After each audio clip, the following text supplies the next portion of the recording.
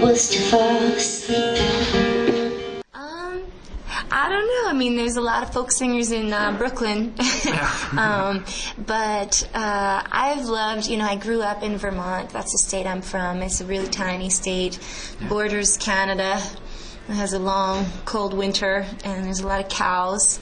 And I grew up on a sheep farm there, and I still live there now in this old farmhouse. And to close my eyes and disappear like a pebble on a stream, a feather on the air. My brother, we didn't have a television.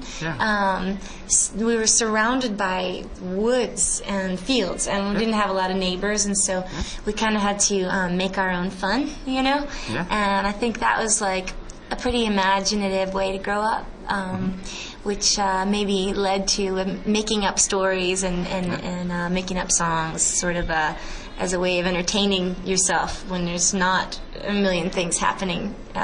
This means more creativity, to be alone. Maybe, I think a lonely mind is good for creativity.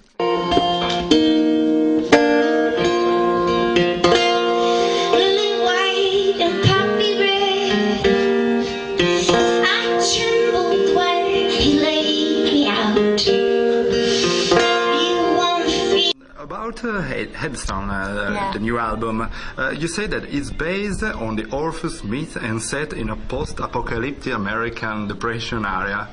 You say it about the new album. What does it mean? Well, it's definitely based on the Orpheus myth, the story of Orpheus and Eurydice, and it's not a veiled thing. It's like, all the names are the same. So it is the Orpheus myth. And then it's set in a sort of an archetypal setting.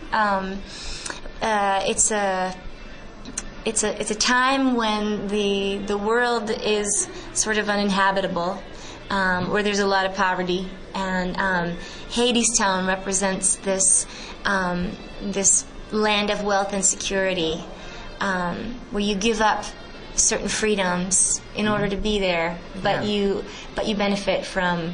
It's kind of like I guess the director and I took a lot of inspiration from the 1930s in the States, and the company town, the idea of the company town, where it's like you sell your soul to the company town. Like you can have a job, but they own you. You buy your food from them.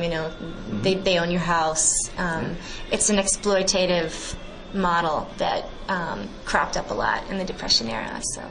The thing he said when you go down.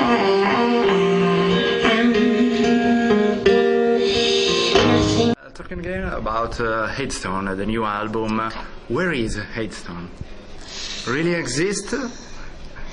Yeah, it's funny because sometimes people say like, "Oh, I love that song." There's that song about why we build the wall, and they say, "Oh, it's just like Mexico." It sounds like the Mexican, where they say like, "Oh, it's Israel Palestine," but for sure when I wrote it, I didn't have those places in mind per se. It was really more of an archetypal, like a mythological idea.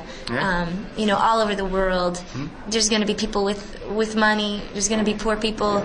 There's going to be a wall between them, and so for me, these are conditions that exist everywhere.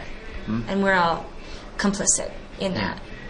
Whichever side of the wall we're on, we're part of it, I'm gonna wake you now.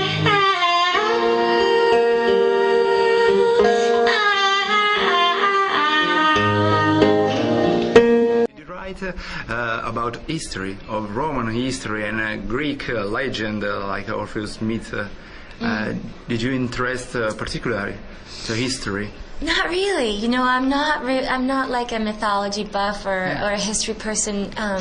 In fact, I'm pretty sure that the Orpheus myth, I read it as a little kid, in a big, in a children's mythology book. That was like an illustrated, it was like this big, and it was huge pictures, and and that myth made an impression on me of some kind. Yes. But I'm not studied in the myths, and I didn't even do that much research.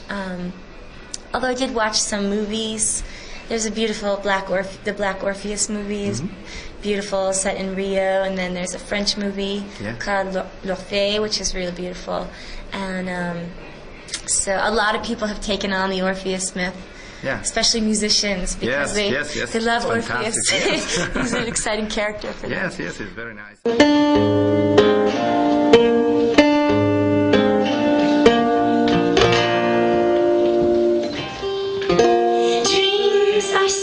What about Annie Franco?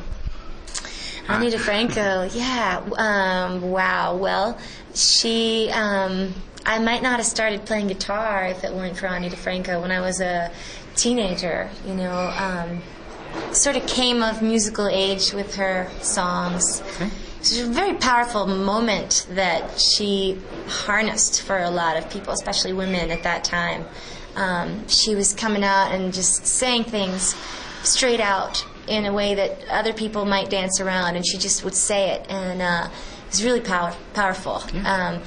And she, her voice, just purely like emotive, but brave, ballsy, like political platforms, everything. And also, at the time that she started making her records, the independent music movement it wasn't what it is now, but she was a great influence at a young age, because I never had the idea that if I wanted to have a life in music that I'd have to get discovered by some guy in the back room smoking a cigar that was going to give me a deal. I just thought I'll write 10 songs and then make an album, and then write another 10 songs, and hopefully they're better, and make another album. And so she was a really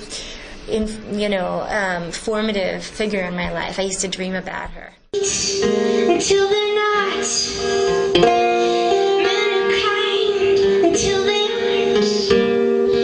aren't. We have to say hello to Italian fans and make a cheer with you. Oh, okay. Cheers. Flowers bloom until they rot and fall apart.